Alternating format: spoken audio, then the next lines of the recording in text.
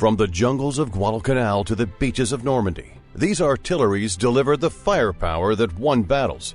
Here are the 7 most formidable American artillery pieces of World War II. Number 7. 75mm Pack Howitzer M1. Starting our countdown at number 7 is a weapon that most people overlook, but it packed a punch far beyond its size. Weighing just 1,300 pounds in firing position, the M1 could be completely disassembled into 9 separate pieces. Each piece was light enough for 2 men to carry or could be loaded onto a Jeep. The technical specs tell the story.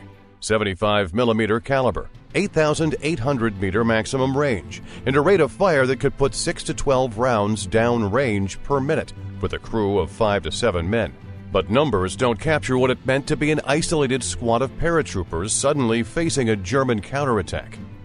The M1's design philosophy would influence American artillery development in ways that nobody expected. The M1 saw action everywhere American forces fought in difficult terrain. It was not the biggest, not the most powerful, but always reliable when you needed it most. Number 6. M3 105mm Howitzer. Moving up to number 6, we encounter another lightweight champion, but one that tells a darker story of wartime compromise. The M3 105mm Howitzer, shorter, lighter, and in many ways more limited than its famous cousin, we'll meet later. Here's the fascinating part. The M3 was born from desperation. Early in the war, American airborne commanders realized they had a critical problem. The standard 105mm howitzer was too heavy for glider operations and parachute drops. They needed firepower, but they also needed mobility. The solution? Take the proven 105mm design and cut it down, literally. The M3 featured a shorter barrel, reducing its range to 7,600 meters, but dropping the weight to just 2,100 pounds. It could fit in a glider or be dropped by parachute. But why did this seemingly inferior weapon continue to be valued throughout the war when more powerful alternatives existed? The answer lies in understanding that warfare isn't just about maximum firepower. The M3 proved that having adequate firepower immediately available was often more valuable than having superior firepower that took hours to deploy. This lesson would reshape American artillery doctrine and influence the design of our number 2 weapon. The M3 became the testing ground for innovations that would transform American artillery doctrine forever. The weapon operated with a 6-man crew and was specifically designed for airborne operations. The M3 first proved its worth during Operation Husky, the invasion of Sicily in 1943. American paratroopers, scattered by enemy fire and high winds, managed to assemble their M3 howitzers and provide crucial fire support during the chaotic early hours of the invasion. Number 5. M1 4.5-inch gun. At number 5, we have the M1 4.5-inch gun, a weapon that represents American ambitions to outmatch enemy artillery in range and power. This 114mm gun was designed to provide heavy, long-range support that could engage enemy batteries and strongpoints. The M1 4.5-inch gun originated from the need for a heavy, long-range support gun capable of outmatching enemy artillery. Weighing approximately 13,000 pounds, it could deliver fire out to 19,200 meters with an 11-man crew, primarily employed for counter-battery fire against enemy artillery and fortifications. Here's the fascinating part. Despite its impressive range capabilities, the M1 had a critical limitation. Its relatively weak shell, compared to its size, meant it could reach distant targets but didn't deliver the devastating punch commanders expected when it got there. So if this 4.5-inch gun had limitations, what did American artillery designers learn about balancing range versus destructive power? Well, the experience with the M1 4.5-inch gun taught designers that effective artillery wasn't just about reaching the target, but about delivering decisive effects when you got there. This lesson directly influenced the development of both our number 4 and number 1 weapons, which prioritized devastating firepower over maximum range. Despite its limitations, the M1 4.5-inch gun was withdrawn after the war in favor of more effective designs. However, its service provided crucial lessons about long-range fire that would benefit American artillery for decades to come. Number 4. M1 155mm Howitzer. Now we're getting into the heavy hitters. At number 4, the M1 155mm Howitzer, later redesignated as the M114. This weapon represents the backbone of American divisional artillery, the reliable workhorse that served from 1942 through conflicts well into the modern era. Here's what made it special. The M1 155mm struck the perfect balance between mobility, firepower, and versatility. At 12,700 pounds, it was heavy enough to deliver devastating firepower, but still mobile enough for rapid deployment. The engineering innovations were remarkable. The weapon featured a slow cone interrupted screw breech mechanism, a design that allowed for faster loading and reduced wear. The split trail carriage provided exceptional stability when firing, and the advanced recoil system allowed for sustained fire without losing accuracy. The numbers tell the story. 155mm caliber, 14,600 meter maximum range, 100-pound high explosive shell, 40 rounds per hour sustained rate of fire, and a 12-man crew. But the real story of the M1 155mm isn't in its specifications, it's in its shells. A single high explosive round carried enough destructive power to level a building or crater a road. The bursting charge could devastate enemy positions and break up enemy attacks before they could gain momentum. Here's where it gets interesting. The M1 155mm was the first American artillery piece designed from the ground up to use the revolutionary proximity fuse. These VT fuses could detonate a shell at the optimal height above ground, creating devastating air bursts that were far more effective against personnel than ground bursts. The M1 155mm saw action in every theater of the war, from the hedgerows of Normandy to the volcanic islands of the Pacific, from the frozen forests of the Ardennes to the rice paddies of the Philippines. Wherever American forces needed heavy, accurate, sustained firepower, the M1 155mm delivered. Number 3. M1A1 155mm Long Tom Gun. Breaking into our top 3 is the M1A1 155mm Long Tom Gun.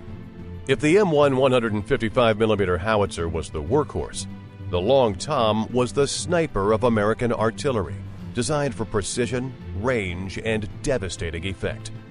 This weapon could engage targets at 22,000 meters, that's over 13 miles, with precision that amazed both American crews and their enemies. The technical specifications tell only part of the story. 155mm caliber, 22,000 meter maximum range, 127-pound projectile, capable of both high explosive and armor-piercing rounds, and used at Corps and Army level. But here's what made it truly special. The Long Tom's barrel was precisely manufactured to tolerances that were extreme for the 1940s. The rifling was cut with precision machinery that had been developed for naval guns. The result was an artillery piece that could consistently hit targets the size of a building at distances where other guns were lucky to hit the right grid square. During the Battle of the Bulge in December 1944, a Long Tom battery received a fire mission against a German command post located in a chateau 18 kilometers away. The first round was a spotting shot. The second round was a direct hit. The German command structure in that sector was disrupted for 3 crucial days. The Long Tom could outrange almost every German artillery piece. Every precisely placed Long Tom round was psychological warfare, showing the enemy that American artillery could hit exactly what it aimed at. This precision would become crucial when dealing with weapons that couldn't afford to miss their targets. The Long Tom served with distinction throughout the European and Pacific theaters. Its combination of range, accuracy, and hitting power made it invaluable for counter-battery missions, interdiction fires, and supporting major offensives. Number 2. M2 105mm Howitzer. And now, our number 2 weapon, the M2 105mm howitzer. And this might surprise you. Why would a 105mm gun rank higher than the massive weapons we've already discussed? The answer lies in understanding what really wins wars, and it's not just firepower, but firepower delivered at the right place at the right time, every single time. The M2 105mm became the standard because it represented the perfect intersection of American industrial might, technological innovation, and tactical doctrine. The specifications were impressive. 105mm caliber, 12,000-meter range, 4,980 pounds in firing position, 8-man crew, and up to 8 rounds per minute sustained fire. But here's what made it revolutionary. The M2 fired a high-explosive shell with remarkable destructive capability, as well as smoke and illumination rounds. It was habitually employed in batteries of 12 per battalion and could deliver both direct and indirect fire support. Its ability to deliver plunging fire allowed engagement of targets out of direct line of sight. During the Battle of Mortain in August 1944, a single battalion of M2 105mm howitzers fired over 700 rounds in 30 minutes, breaking up a massive German armored counterattack. The M2 also introduced another innovation, the modular ammunition system. Different propelling charges allowed the same gun to fire missions requiring different trajectories and ranges without changing positions. This flexibility was unprecedented. Number 1. M1 8-inch howitzer. Here's the twist you weren't expecting. Our number 1 weapon is the one you would least expect, the M1 8-inch howitzer. And it earned this spot not just for its devastating World War II performance, but for representing the ultimate evolution of American artillery philosophy. The M1 8-inch howitzer was designed as the ultimate heavy artillery piece. With a 203mm caliber, it could deliver devastating firepower against the most heavily fortified targets. Weighing approximately 33,000 pounds, with a 16,800-meter range, this massive weapon fired 200-pound projectiles with a crew of 12 or more men. The technical specifications only tell part of the story. This weapon was deployed sparingly due to size and mobility constraints, but made a significant impact wherever heavy firepower was required, particularly during the assault of fortified German defenses in Western Europe. But here's what makes it our number 1. The M1 8-inch howitzer represented the culmination of everything American artillery designers had learned during the war. It combined the mobility lessons from the 75mm Pack Howitzer, the rapid deployment concepts from the M3 105mm, the balance of power and practicality from the M1 155mm, the precision of the long tom, and the systematic effectiveness of the M2 105mm. The M1 8-inch howitzer proved that American artillery had achieved something unprecedented: the ability to deliver overwhelming firepower precisely when and where it was needed most. This wasn't just about having the biggest gun. It was about having a complete system that worked.